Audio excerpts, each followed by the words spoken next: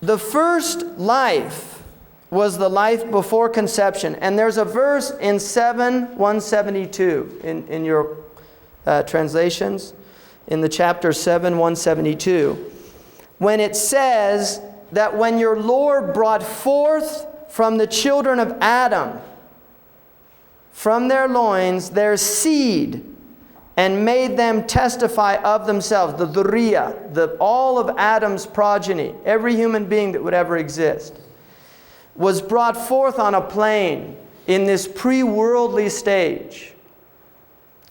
And they were told in the divine presence, Alastu bi rabbikum, am I not your Lord? Every soul that has ever existed, is existent now, and will ever exist, was brought into this divine presence and said, am I not your Lord? And those souls replied in the affirmative, Bala shahidna, we indeed, you are our Lord, and we testify to that truth. Now this truth is buried in the soul. And there's not a lot in the Quran or in the Hadith about this pre-worldly. There's only one other event that we know of, which is another contract was made with the prophets, that they would all tell their peoples of the last prophet. That's the only other indication that we have about this pre-worldly realm. Now, from this pre-worldly realm,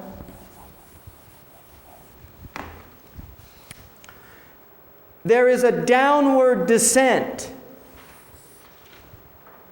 from this divine presence.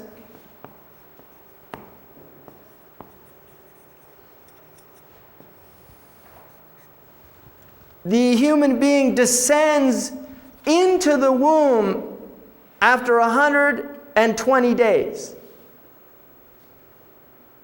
At 120 days, this soul that was in the divine presence enters into the womb of its mother. So for the first 120, we're dealing with a biological phenomenon that does not have spiritual life. Right? It has biological life that is actually the mother. Right? The biological life is the mother. The individuation of that soul does not come until 120 days. At 120 days, it enters into the womb and begins to experience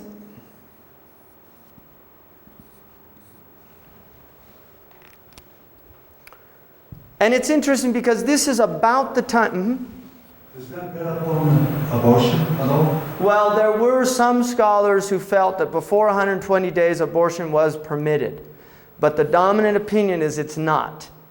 There is an opinion of scholars that abortion before 120 days was not, and it's not considered murder before 120 days, but it's considered prohibited by the vast majority of the Muslim scholars for a number of reasons. One, because it's an interruption of a divine process. Two, because there's a serious danger to the woman, which it's not permissible to put yourself into a type of danger for something, because the Quran says, لا تقتلوا أولادكم خشية الإملاق. Don't kill your children out of fear of provision. Because it says that children are provided for. They come with their own provision. That's a belief in Islam, that your children bring their own provision.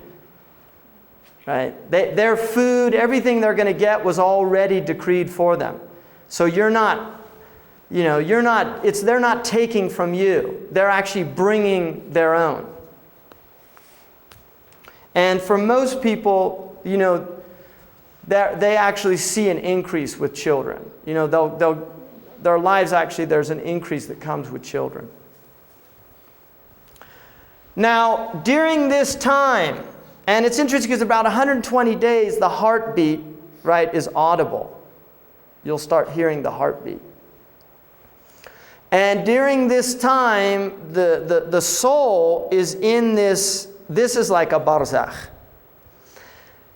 Every death, out of these 5 stages, there is a death and a birth. So as you leave one realm and die from that realm, you're born into another realm.